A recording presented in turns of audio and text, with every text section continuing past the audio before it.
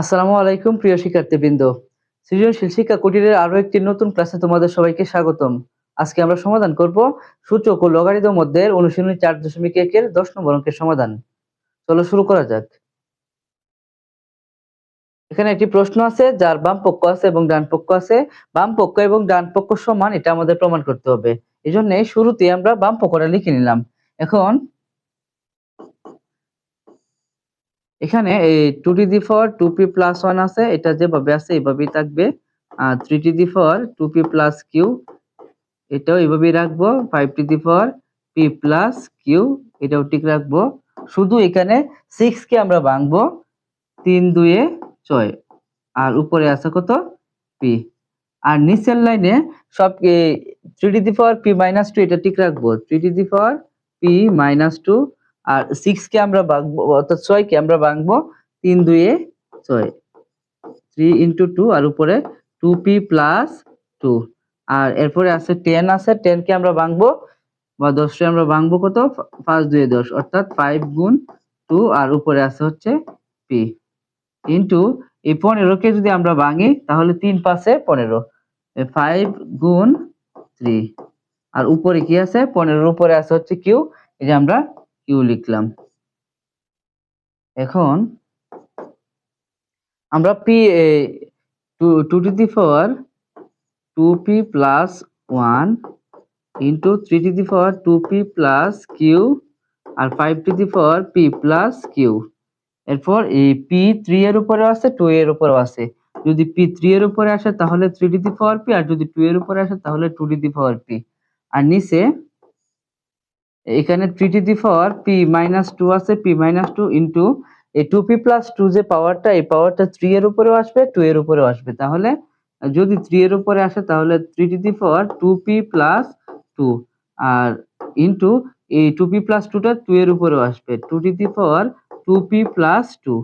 এরপর ইন্টু এখানে যে p পাওয়ারটা আছে এই পাওয়ারটা 5 এর উপরে আসবে আবার 2 এর উপরে আসবে। যদি 5 এর উপরে আসে তাহলে 5p আর 2 এর উপরে আসলে 2p। আর কিউটা 5 এর 5 এর উপরেও আসবে, কিউ 3 এর উপরেও আসবে। তাহলে 5p আবার 3p। বা এখন আমরা উপরের যে পাওয়ার গুলো আছে উপরের পাওয়ার গুলোর মধ্যে একটা ক্রম অনুসারে সাজাবো। 2 এর পাওয়ার গুলো আগে লিখবো, এরপরে 3 এর পাওয়ার গুলো, এরপরে 5 এর পাওয়ার গুলো। 2 এর পাওয়ার গুলো একসাথে করব। 2 এখানে আছে হচ্ছে 2p+1 আর উপরে 2 আরেক জায়গায় আছে হচ্ছে p। এখন 2 এর পাওয়ার শেষ, আমরা লিখবো 3 এর পাওয়ার গুলো। 3 এর পাওয়ার গুলো আছে 3p+q আর 3 এখানে আছে p। এরপর আমরা 5 এর পাওয়ার কি আছে 5p+q, এই যে p+q লিখলাম। এরপরে নিচে পাওয়ার গুলোকে 2 3 5 এভাবে সাজাবো। 2 প্রথমে 2p+2 এরপরে আছে পাওয়ার 2p এছাড়া 2 এর আর নিচে পাওয়ার নাই। 3 এর পাওয়ার আছে, এখানে 3 এর আছে হচ্ছে p-2, এই যে p-2 আর এরপরে আছে 2p+2, এই যে 2p+2। এরপরে আছে 3 কিউ, এই যে 3 কিউ লিখলাম। এরপর এখানে আছে 5p আর এই যে 5 কিউ, 5 এর 5p আর এই যে 5 কিউ। এখন আমরা বাকি অংশটা এই পাশে করব। এখানেও এই বাকি অংশটা এই পাশেই করি। প্রথমে আমরা এই যে এই 2 যে আছে এই 2 কে এ ধরবো, তাহলে এটাও এ। আর 2p+1 কে ধরবো m আর p কে ধরবো হচ্ছে n। তাহলে এটি দি পাওয়ার m ইনটু এটি দি পাওয়ার n, এটি দি পাওয়ার m ইনটু এটি দি পাওয়ার n সমান হচ্ছে এটি দি পাওয়ার m+n, অর্থাৎ পাওয়ার গুলো যোগ হয়ে যাবে। 2p+1 প্লাস হচ্ছে এই যে 2p+1 প্লাস p, এটি দি পাওয়ার m+n। এরপরে হচ্ছে 3 এর পাওয়ারের ক্ষেত্রে আমরা 3 কে ধরবো, এই 3 কে ধরবো, আর 2p+q কে ধরবো m আর 2p কে ধরবো হচ্ছে n। তাহলে এটি দি পাওয়ার m ইনটু এটি দি পাওয়ার n।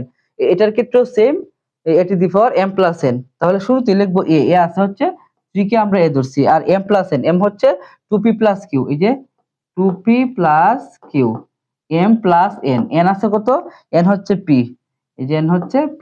এরপরে আমরা এখানে আমাদের এখানে আছে হচ্ছে 5p+q, এই যে 5p+q। এরপরে নিচের অংশটুকু করব। নিচের অংশে এই 2 কে ধরবো a, আর তাহলে এই 2 হচ্ছে a, আর 2p + 2 হচ্ছে m, আর p হচ্ছে n। তাহলে এটি দি পাওয়ার m + n, এটি দি পাওয়ার m প্লাস এটি দি পাওয়ার m ইনটু এটি দি পাওয়ার n। সূত্র হচ্ছে এটি দি পাওয়ার m + n হবে। তো শুরুতে লিখলাম a R m + n। m হচ্ছে 2p + 2, 2p + 2, 2p + 2, আর প্লাস n হচ্ছে p, p।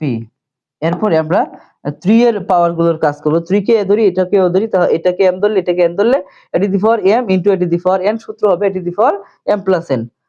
3 টু দি পাওয়ার না, এখানে কিন্তু এই যে এই 3 কে a, এই 3 কে a, এই 3 কে a ধরলে এটা m, এটা n, এটা o।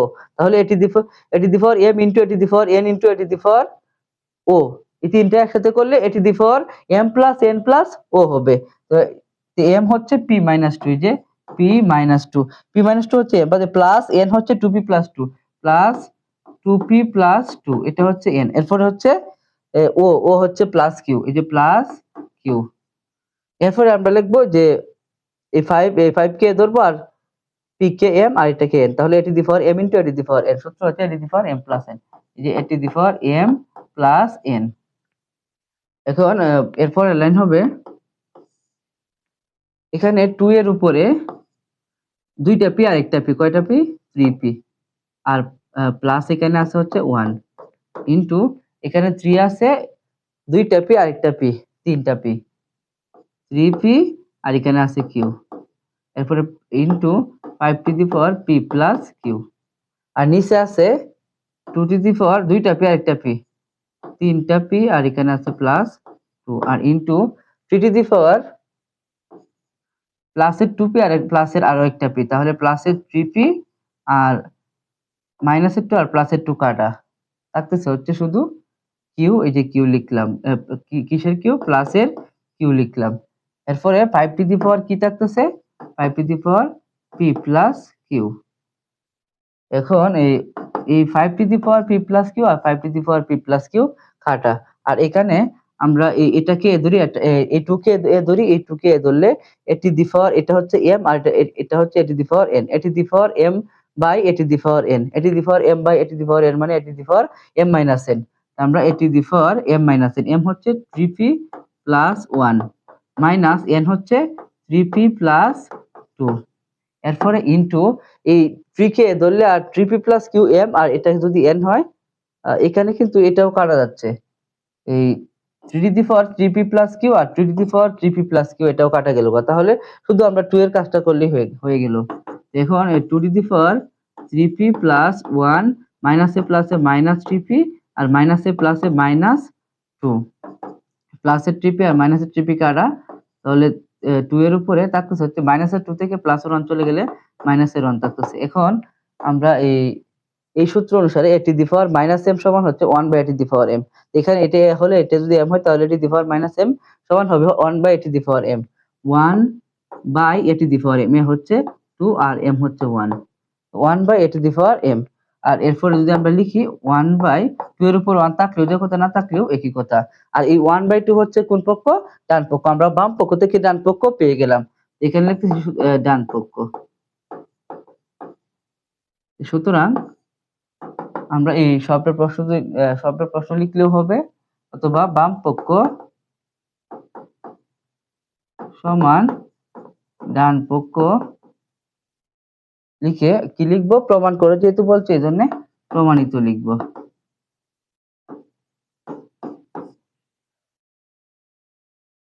আশা করি সবাই এই 10 নম্বর প্রশ্নের সমাধানটি বুঝতে পেরেছো।